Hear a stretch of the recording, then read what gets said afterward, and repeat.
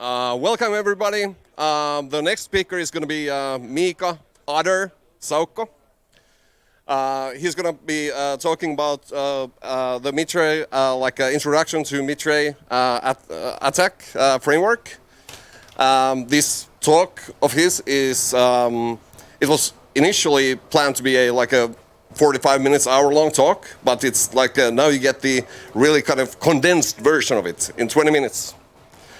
So please give a big hand and welcome Miikka, Otter on the stage. Hello, hello. And let's open this up. Yes. So, hello, Miikka Saukko from Finland. Just to explain the Otter thing, it's my last name in English. So, for that. So, this is an introduction to MITRE ATT&CK framework for risk managers and threat analysts. So, it's like a selection of stuff, mostly managerial, maybe not so overly technical. They say that every time you first mention the attack, you have to have the C in there, so now you can see it. Then you don't. So this is the short agenda. So there's few things, overview, something about me, and brief introduction to attack itself, and then I have some demo-like things. So me, I'm a lead security consultant in the Finnish small Finnish consulting company called Hult. I'm mostly doing standards and auditing stuff and risk management and all that. Been working for other things previously, professionally and not so professionally. I think Tarlab, the hackerspace I founded, is still one of the world's northernmost hackerspaces. So please, no way, do more. So been to a few camps. This is my 5th chaos camp and 4 camps in Netherlands. And I am not a professional speaker, so I might be bad. So please bear with me. You can find me from Mastodon and Matrix if you need. Or from village Salmiakki in cold north. So what is an attack framework? It's a free to use, free to do whatever framework from MITRE. It's launched initially in 2015. It's updated twice a year. It's now version 13.1.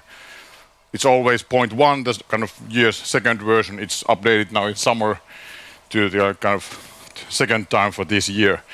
It has 3 main categories. So one is the attack enterprise, so basically the normal stuff. And then it has an ICS and mobile kind of sub things, or like this other frameworks. You can see on the end, if you can see the white thing, it's a kind of a menu of the attack framework. So it has cloud and enterprise stuff and mobile and ICS and all that. The enterprise framework is the kind of main one. But they are all kind of used in the same way. It kind of collects this public threat intelligence or research. It includes information about 22 these kind of attack campaigns, so to say, and they have analyzed 740 pieces of different kind of software for it. The framework consists of 14 tactics, 196 techniques, and 411 sub-techniques. I say this because one of the reasons for this talk is that people always say that I opened the attack framework page and it's huge. It's a intimidating thing. So that's why it looks like this or something like this. So there's millions of things, but it's not meant to be like read from first sentence to last one. It's a tool. It's not a book to read. So it has a lot of stuff, but you don't have to read it all, basically. You don't need to also see that. So this is the first thing I saw when someone said, okay, we're using attack framework something, and I was like, what? I don't want to do this at all. So It's a little bit daunting, the first side. When you get further down the path, it's more daunting. There's even more stuff in it. But I'll explain a few main things. So the tactic, I said, so there's 14 tactics. It's the attacker goal or outcome or the why someone's doing something. They want to achieve a thing. Then there's techniques under each tactic. That's how can I get this thing done? So how to do something. And then there's these sub techniques that are like, for example, brute forcing, you can do it in different ways. Or like you can guess passwords in different ways, and brute forcing is one of them. So brute forcing is a detailed sub technique for one technique. So because this is for risk managers, there's a risk kind of set that okay, we have this attacker who's using default valid account to gain initial access to company server. That's like a risk sentence, kind of. And then you can basically see there's colors you cannot see now, but basically the default valid account is a technique, the default one is a sub-technique of it, and initial access is the thing they want to achieve. The matrix is read left to right, so basically you take a column, there's something in the column of the tactic, you have to do the stuff on the left side of it first, to get to this column, and then next thing you can do or will do or might want to do is the one on the right. Is this right? Yes. And this is a kind of what is it called? Demo of it. Bad demo. So basically, for example, there's a tactic called discovery. It has a technique called cloud infrastructure discovery. When you discover what cloud things the company has, then you can start exploiting or start making lateral movement in it. So it has this remote services thing in the next column, and then you might move to collection part that has this data from local system that you are doing. But it has lots of this. But basically, you can read it many ways. If you want to ask me other ways to read it, I can tell you later on. But basically, it gives you options how to get a point. It has kind of like you can draw a path to get somewhere. So you need to find out options. You need to way to move laterally, and then you need to actually do some bad stuff or get whatever information you are after. I also kind of talk about this. It has some other things in the end I'm not talking about, but main parts for this talk are risk identification. So for usual thing, risk managers ask me, okay, how do I know what risk I put to a risk map? How do I know them? What are the sources for it? And then for threat analysis or threat hunting kind of part is that, okay, what should we prepare for? What should we look at? What is the thing we should investigate? You can also use it for defense planning and red teaming and forensics and all that, but I'm not covering that now. So, for risk managers, how do I know what risks to manage? And how do I fill my risk registry? Yes, that's the word. So, for example, you can use your own experience or past incidents, but then you can use these frameworks to kind of seed it and get stuff into it. And I think I have a demo about it. So let me check if I have a demo about it. I'm also losing my mic.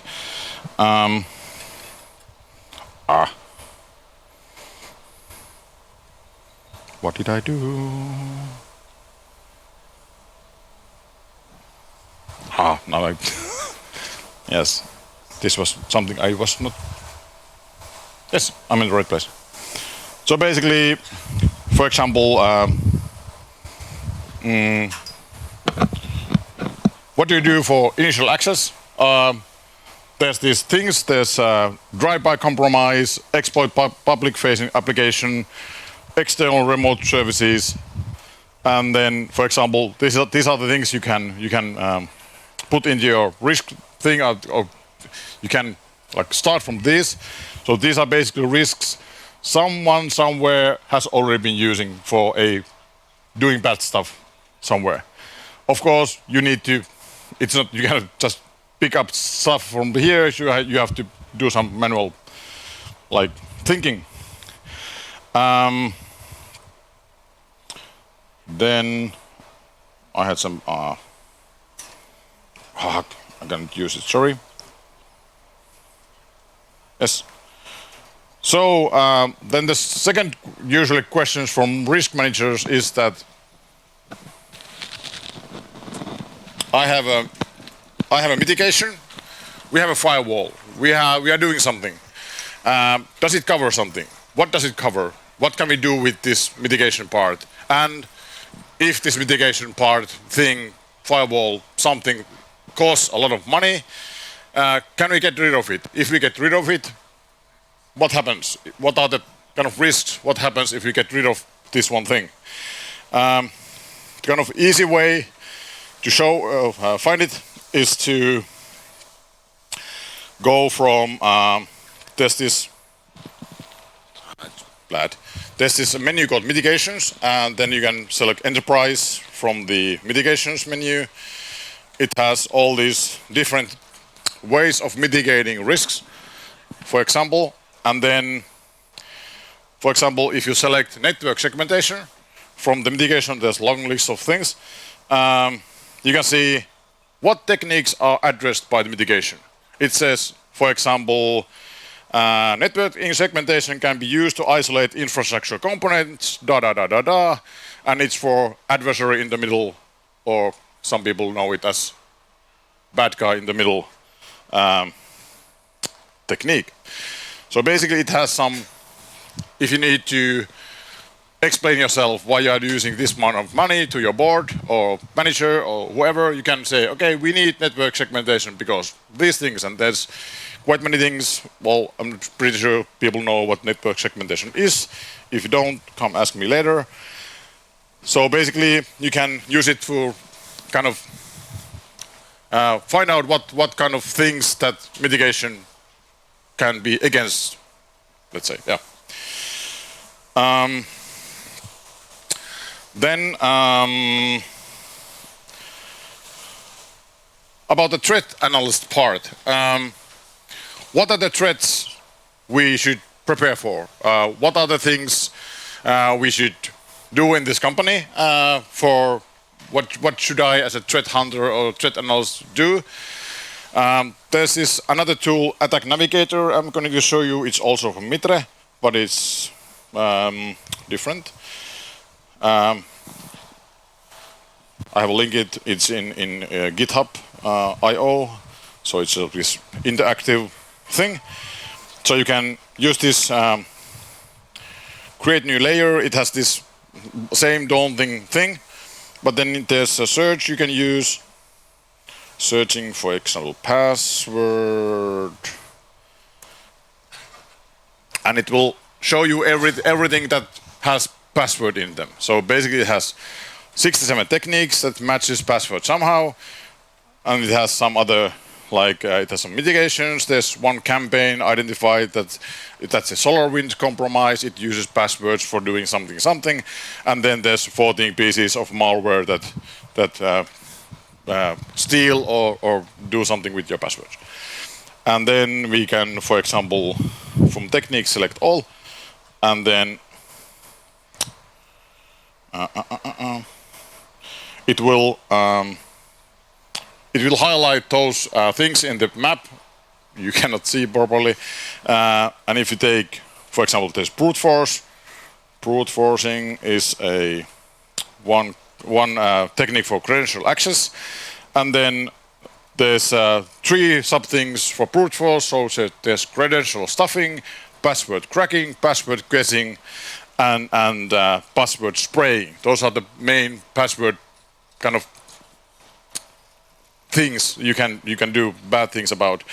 And then if you go to, for example, password guessing, you can right click hopefully, and then go to it will go to this main attack framework, and you can again see kind of some examples. There's some APT groups who are doing something with password guessing, and then there's mitigation, kind of list of mitigations you should do. You should use multi-factor authentication, password policies, you use some software, and all that. So that's the thing for that. And then last thing or next thing I have. Okay, we are using something. What are the threats we should take into account? And let's see it from the navigator again. No, not there. Let's go there. I did it before, but because I knew it will be short on time. So there's a containers. We are using containers in this company. So let's search for containers. There's this one technique that says build image on host. Okay, let's view that, and it says okay. What are the mitigations that you can use against it? Bad guys can do that. How can you detect it? And then there's references to places. And that was my thing about attack framework. Sorry, it was quite fast, but it was quite short time. So, like I said, you can find me in those 2 good places, and then it's a duck, but it should be some kind of cross thing nowadays. I have no idea what it's called. We have a village called Salmiakki in a cold north place, whatever it's called, habitat. And I will be on that end of the tent after this if you have anything to do, ask about attack framework or anything else. Thank you.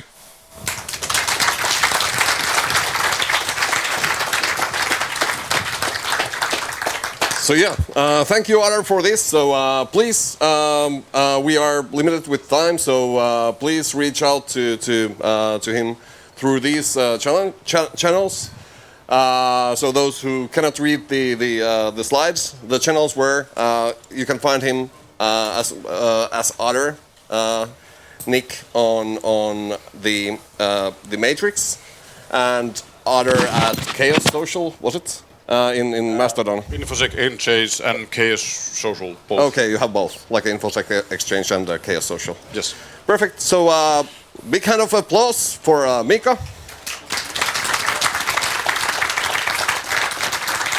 Thank you.